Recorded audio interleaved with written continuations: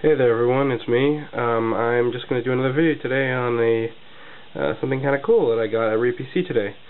I got this Macintosh SE at RePC, the Tukwila RePC, and it cost me apparently $34.95.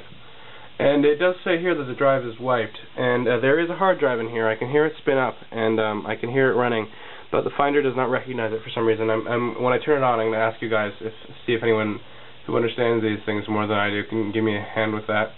And I was going to just sort of show you this real quick, get all the gunk off of it, clean it out a bit, and then turn it on and show you guys how to do that. So as you can see, there's some sticky stuff. There was a Kensington either like X-ray or glare filter sort of thing covering the front, and I decided to get rid of that because it was ugly as hell.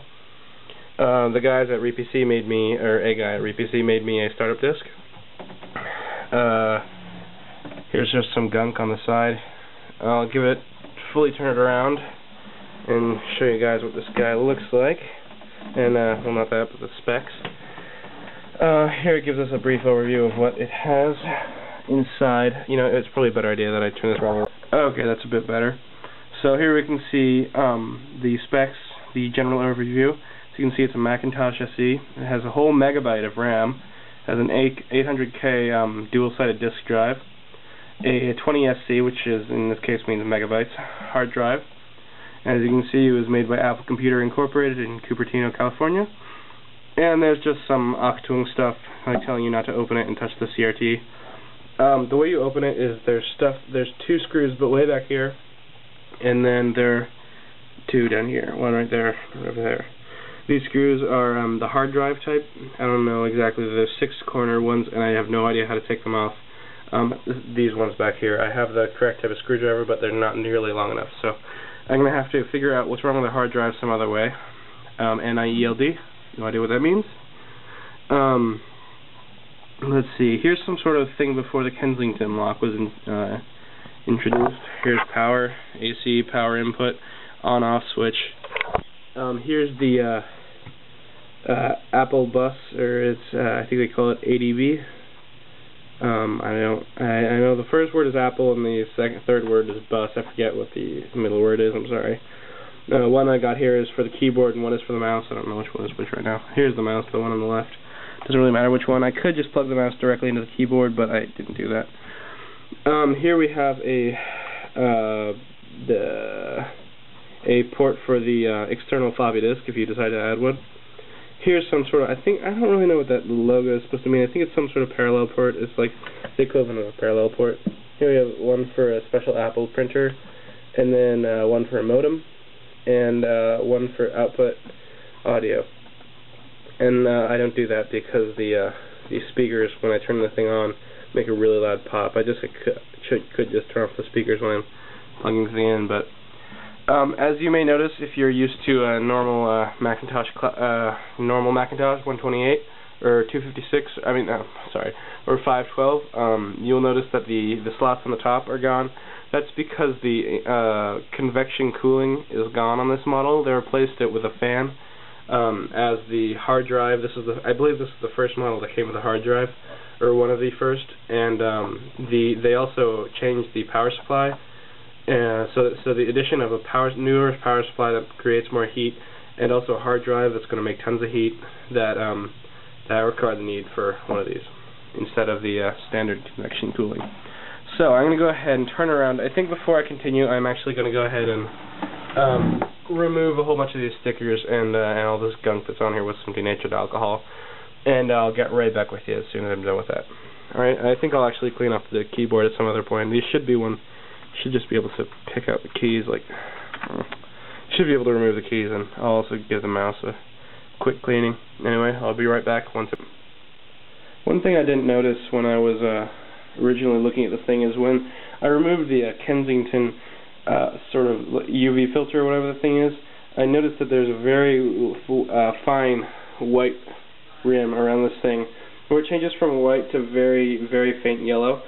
So you can tell that this thing has been through a small amount of yellowing, which is not too much of a problem. If I really didn't want it there, I could use the hydrogen peroxide option. But as you can see, I got that gunk off there, and I'm going to continue to the sides. And I also didn't mention that the early model of the SE, I think it was the early model, had the choice to have a hard drive or a second floppy drive. So, as you can see, the person who purchased this one decided to get the hard drive instead of the second floppy. And there's your floppy. So I will continue this once this is all cleaned off. Oh, and I also forgot to say, little brightness and darkness thingy right there. So, yeah. Okay, so after giving this thing a thorough cleaning, I got it to look a tad bit brighter. I cleaned off that thing and I applied a whole bunch of denatured alcohol. I sort of cleaned this off a bit, just a little bit. I did the best I could, and I also cleaned off the mouth. There's a whole bunch of like nasty gunk in there, like hand oil shit that was in there, and I cleaned that all out with a toothbrush, and it looks really nice now.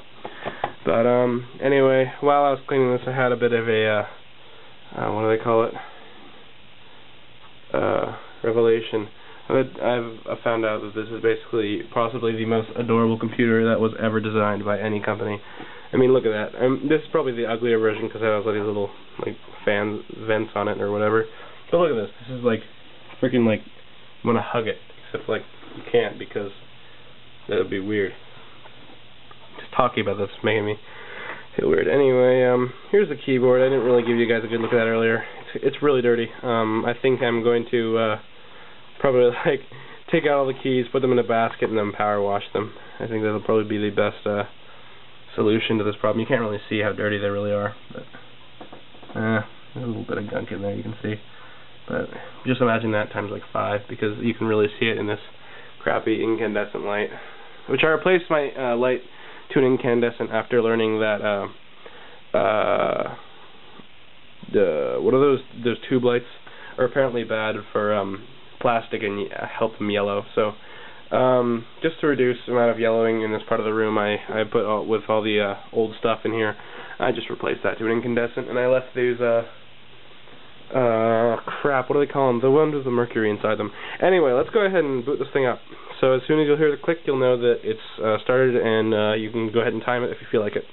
So I put the system disk in there earlier, and that should boot straight from that. Ding.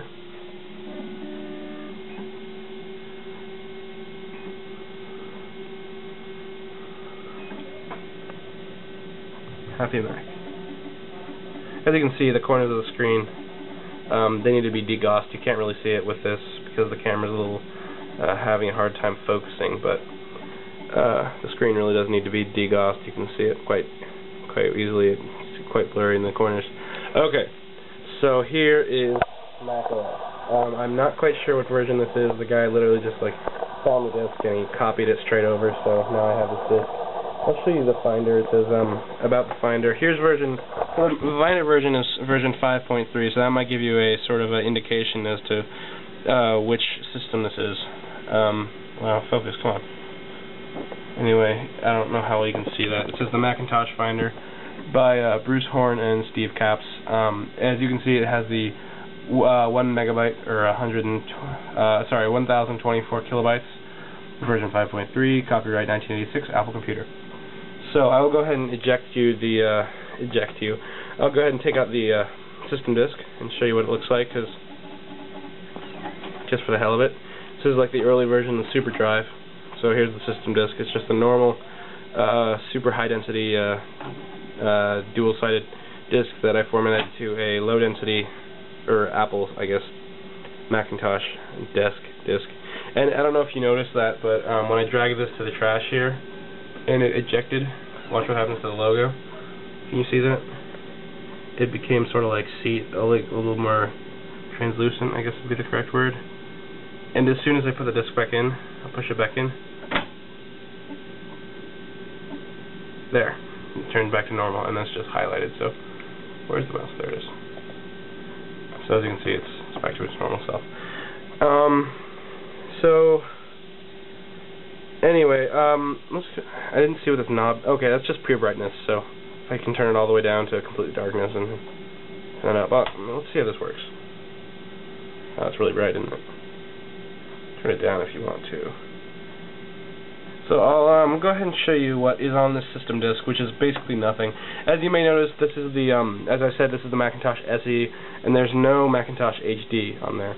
So if any of you guys understand what's going on, on the paper that this thing came in, it said hard drive wiped. So I think that could just mean that the hard drive is completely dead.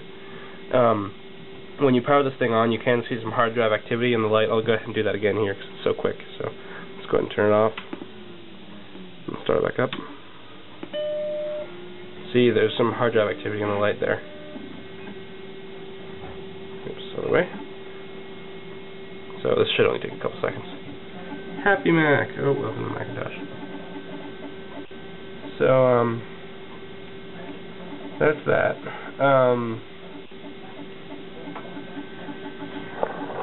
You hear the fan, it's quite loud. But I'll go ahead and show you what's on this. Here we have an alarm clock. I haven't actually opened this one yet, but right now it thinks it's 1:10 a.m. and I might fix that. Oh, and you can... Oh, look at that! Wait, is that really what I think it is? So it thinks it's 1:18. Oh, wait, it's got a date right. I think the battery inside might just be going down, or running out of batteries. Special, let's see. It doesn't have any options to like change much. What's this? Let's just make it bigger and small. Sorry about this. I can't really see. Anyway, that's the alarm clock. Let's go back up to the thingy up there. The calculator. Got a calculator here. Do some basic arithmetic. Let's do something really simple that we shouldn't get too confused. Let's do 5,093,000. I can't really do that. 5,093,482. That didn't make any sense. Times 6 equals. Okay. I'm not even going to bother trying to say that. Calculator works. Okay. Let's see if Command Quit works. Command Q. Oh. Beep, beep, beep, beep, beep. Okay. I don't know why that didn't work, but it's probably just an early version of the system, so let's go find something else to play with. Chooser. I have no idea what that is. Let's go play with it. Okay, so it's some sort of printer thingy. As you can see, I named it earlier. Times as Mac. Yay, because I have a Mac now. I'm a Mac person. We're all Mac people. Close. Okay, control panel. This is where the goodies are. So here you can change your desktop pattern. So you can change it to all kinds of stuff. I kind of like it where it's at, but oopsie. Yeah. Okay, and also there's Apple Talk, which is basically I think it's some sort of like you can plug it into the Intravet and it will talk to other Apples or Macs. See, there's the volume. Ding. Ding. 5, that's a good volume. So, oh, excuse me. You can also choose if you're using a mouse or if you're using a tablet. Oh shit, I think I might be covering the microphone. Oh, bugger.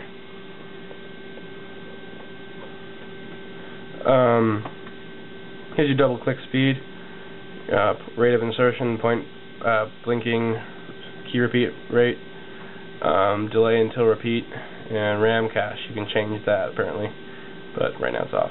So, go ahead and close that. Okay, back to where we were. Here we have keycaps.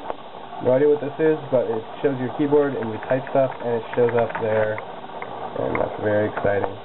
I don't know, I was hoping that this would be the thing where you can get the computer to talk. I really wanted to get it to talk for you guys, just so you could see like how it sounds, because it has a really funny like robotic voice. But I don't know, I think I'm going to need to find a copy of the System Tools disk to actually get that to work.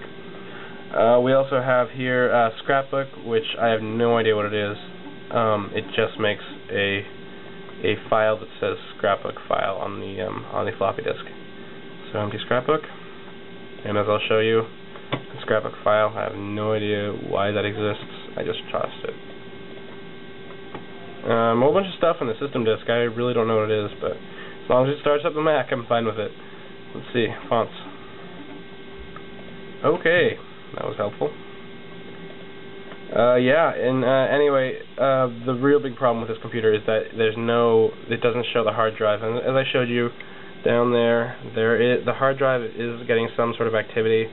I don't know what's wrong with it. I was thinking of taking it to the Mac store, because not the Apple store, the Mac store in Seattle, because they work on max more than... Where was I going with that? Anyway, yeah, Macintosh SE, cool little computer. I will do some more videos on this computer about the floppy drive. About trying to get some programs to work on this. I'm definitely going to try to figure out what's wrong with this hard drive. Also, I'm trying to find a better version of system disk. Maybe like a system. I think it can run up to System 6 on this little computer. So anyway, I don't know if I mentioned it earlier. It's a 8 megahertz Motorola. Is it 88,000? I don't want to say anything stupid on my videos, try to do way too much. It's some processor. I think it's 16-bit as well. So anyway, there's the Macintosh SE, cool little computer. Hope you guys enjoyed this video, and check out my channel to see the other stuff that I got on there. And yeah, thanks for watching. See you guys.